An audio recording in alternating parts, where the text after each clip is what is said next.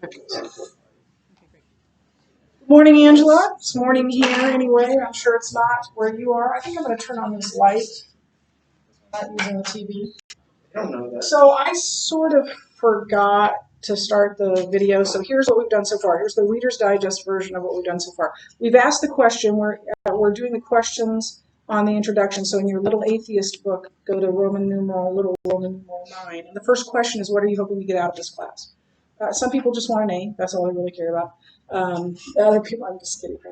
And other people want to know more about apologetics, how to defend the faith, how to defend the faith. What else did you guys say? Better understanding of the science of how the world came to be, how the universe came to be. What does the science say about that? Anybody remember anything else you said? Just want to get out of this class. So you really like it. And so the second question in your book is this. On the scale below, rate your knowledge of apologetics. So anybody want to throw out their number? 0. Wow. Okay, yeah. 0. So you can't get any worse, right? It can only get better. Anybody think they do that? A 1? Okay. Good. Yeah. A 3. Okay. Good. Well, I'm probably not, What exactly is apologetics? That's a great question. What exactly is apologetics? It comes from the Greek word apologia, which means to make a defense. So it is the action of defending something. In this case, defending God, defending the Bible, and so it's to make a defense for the Christian faith. So what you should get out of this class, what I hope you get out of this class, is that you will be able to answer questions that people pose to you about God, about the Bible. Now, you're not going to be able to answer everything. And there's some people who just want to ask gotcha questions. You know what I'm saying? So you have to kind of weigh whether that is a productive conversation. But by the time you leave here, you should be able to tell someone why the Bible is reliable, how we know God exists, what the science and the logic and the math say about all that. Why is there nothing? Why is there something instead of nothing? You should be able to answer that question. And how did it come to be? And what is the evidence for that? You should be able to tell someone about the truth of Christ's resurrection. What is the proof of the resurrection of Jesus and for miracles? And that what is the proof that Jesus is God? You should be able to answer all of those things. You also should be able to do a little bit of answering questions about contradictions in the Bible. And then we'll also spend some time, and this is not a completely answerable question. There's no answer that's going to satisfy everybody. This isn't a 2 + 2 = 4 kind of question. It isn't even an algebraic question. It's more like calculus, which my son once described as, I don't even know all the terminology, but he used a bunch of calculus terminology about derivatives and all these different things. And he says, and you do this derivative, and then you do this derivative, and the answer is a puppy. So it's more of that kind of a question, but you will be able to at least give a framework for the often and necessary conundrum of, if God is all loving and all powerful, why is there so much pain? Why is there so much evil? And I can tell you right now that just saying Adam sinned and that infected the world, to a non-Christian, that's not going to do. So you'll be able to, and you will yourself try to write an answer to that question.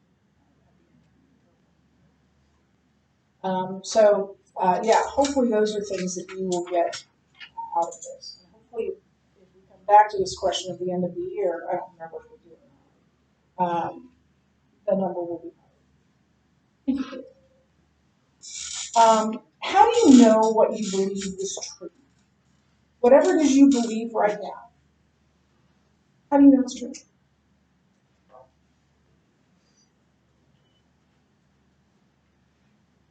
Not true. Okay, it's not true. You don't have purpose.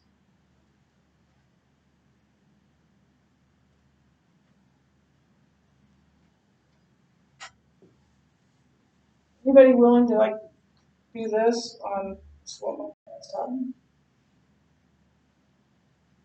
And that's not going to fly, especially with the university professor. How do your parents know it's true? Right, we need a better answer. Um, and that's why this is the introduction, why they're asking these questions. We'll address this. So let's start. We're going to do a few of these together, and then I'll touch on these to do on your own. Read the opening story about Frank Turek. So with the university professor, he took the class to find out if there's a God, and the professor said, I don't know. What valuable lesson did he learn about the universities? What did he learn about colleges, universities in general?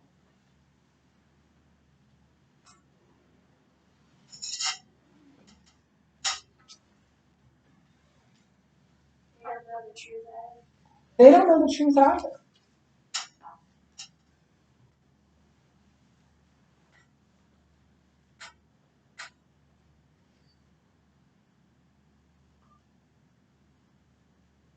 Now, if you go to Dordt University, or if you go to Wheaton, Concordia, any number of Christian colleges and universities, this won't be true. This will be true at secular universities and some colleges and universities that have a faith background. I wouldn't call them Christian. They might call themselves that. My alma mater calls itself a college of the church. That the predominant worldview of the professors is atheist. Most of your professors will be teach us that it's true, especially in the sciences.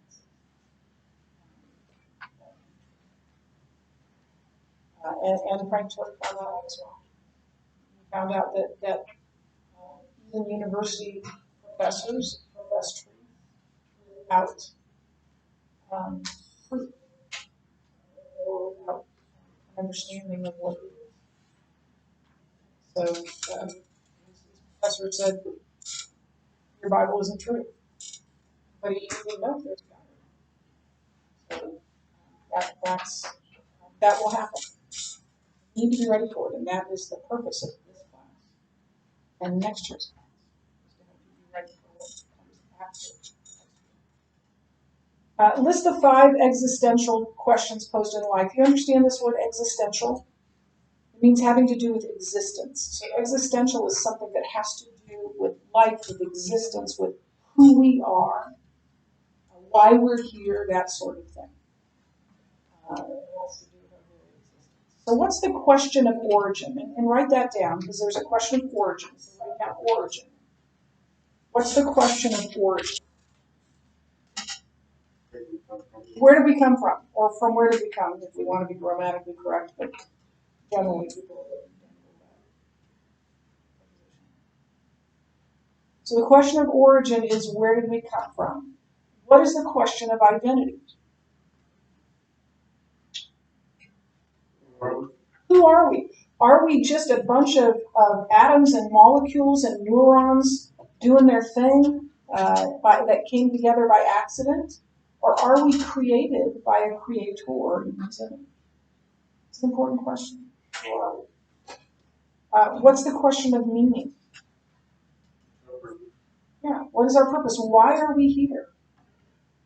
Are we here just to, as the one bumper sticker put it, he who dies with the most toys wins? Is that why we're here, or is there something more to life than just getting what we can get?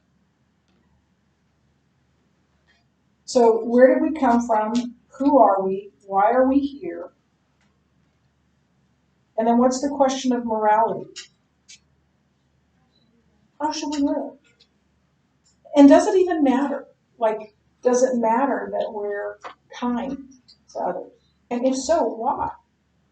Why do we see altruistic? Why do we see things like kindness and love and generosity? Why do we see those as good ways to live? And that selfishness and meanness, those ways that are bad. Is there a right way to live? And if there is no God, and if we die and we're dead, what's the purpose? What's the meaning of love? And why shouldn't we just live for our own benefit? What's the question of morality? Oh no, that was how should we live. That's what we just. What's the question of destiny? Where are we going? What happens when we die? Is another way of putting it. And where we're going in this life too, but the ultimate destiny, right, is what happens after we die.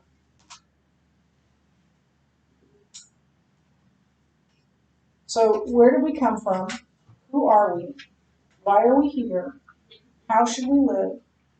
Where are we going? Define the worldviews below and list the appropriate religions under each one. So, what is theism? A belief in one personal God. A belief in one personal God who created everything and everyone and exists outside of space and time, exists outside of his creation. Now, there are only 3 religions that are theistic. What are they? Christianity is one, Judaism is the other, and Islam. So, and they say they have some things in common, but ultimately it's vastly different things. So under that, under belief in a one personal God, Christianity, Judaism, and Islam.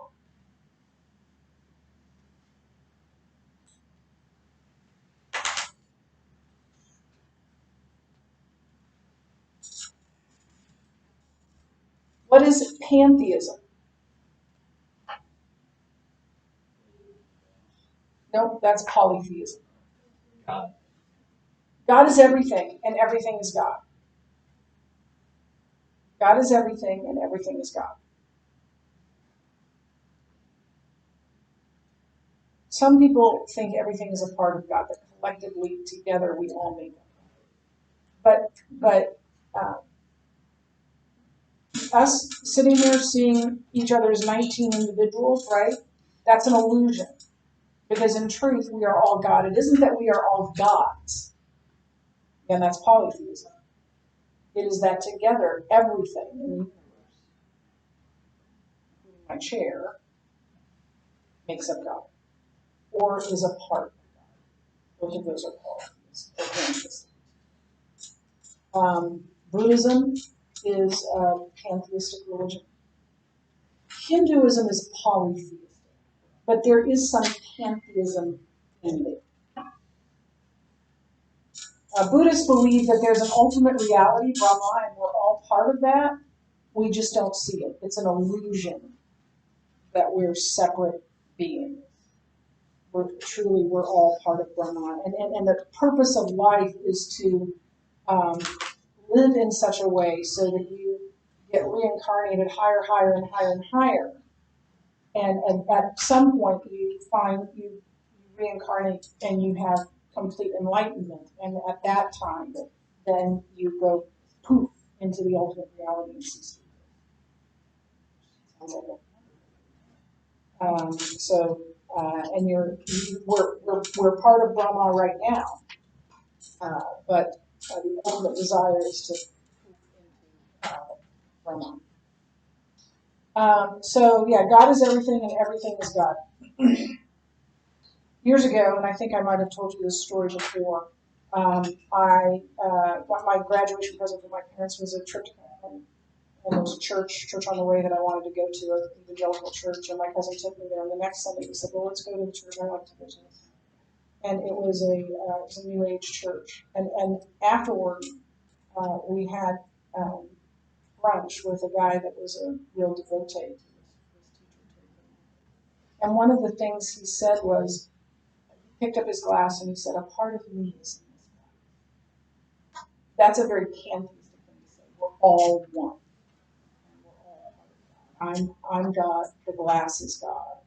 And so a part of me is in this glass. That's very pantheistic. And then atheism. There is no God. There's only the natural, physical world. There is no supernatural. There's nothing beyond natural. So humanists, atheistic humanists, not all humanists are atheistic, but humanists, naturalists tend to come on. There's not really any religion, because religion by nature is talking about the supernatural, right? But there are groups of people, naturalists tend to fall into this category. And then number 4, describe in your own words why religion is not simply just about faith.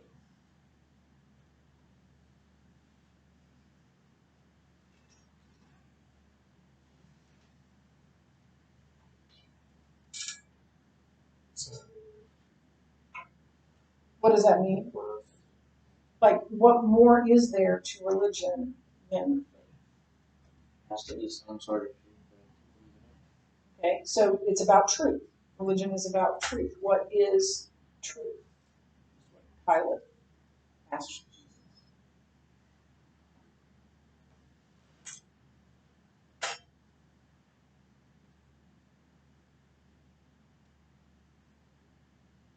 So all religions, even atheism, make faith claims, make truth claims. They say this is true. Everyone, all of them do. And if this is true, then this cannot be true, right? They can't both be true at the same time. So either there's a God or there's not. There is no in between. Now, you can debate what that God looks like, but either there's a God or there's not, or there's gods and there's not. Let's put it this way, either a supernatural exists or it doesn't. And if it doesn't, then this is false. If this is true, this is false. If it does, this is true, and this is false. So all religions make mutually exclusive truth claims, including atheism. So the point isn't, people say this all the time, it is ridiculous. It is completely uh, illogical. It doesn't matter what you believe, as long as you believe it with sincerity, as long as you sincerely believe it. What if I believe in child sacrifice? Does it matter? And the other reason why it matters is because somebody's right. You would never, Mrs. Schraub would never say to you, it doesn't matter what your answer is to this, as long as you sincerely believe it. Now, I know you would like that, but that's nonsensical. We're talking about truth and falsehood. In any other realm, we would not say that. It doesn't matter what you believe about that. Just all that matters is that you believe it. That would not fly, literally, in any other realm. And so how ridiculous is it to say it doesn't matter what you believe about the supernatural, about God, about faith. Believing something sincerely doesn't. We all want sincerely. believe there was I'm sorry, my nephew, who's brilliant, he's getting a PhD in theology at Princeton University, told the entire kindergarten Sunday school class at my parents' church, that there was missing. Running up for it. Anyway, so here's the point, and here's what we will do. The point is to look at the evidence and see where it leads.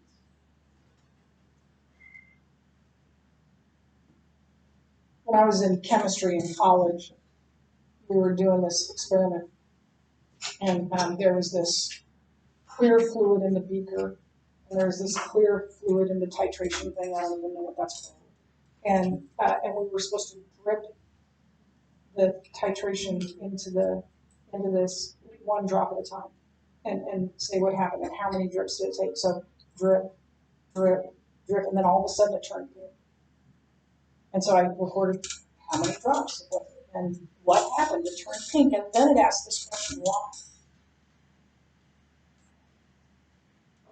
I think I wrote down because I had no idea why that happened. That's funny.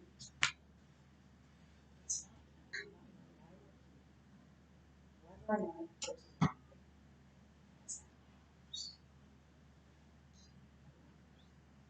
and that's what this class is to look at the evidence. Here's all it's like a court case. You take all of the evidence and you make a verdict, not based on how you feel, not based on what you think about the defendant, not based on any of that. You base it on evidence. And you look at the evidence and we'll see what it is. My hope is that you will enjoy and be interested in this class. Maybe not as much as I am, but somewhat close.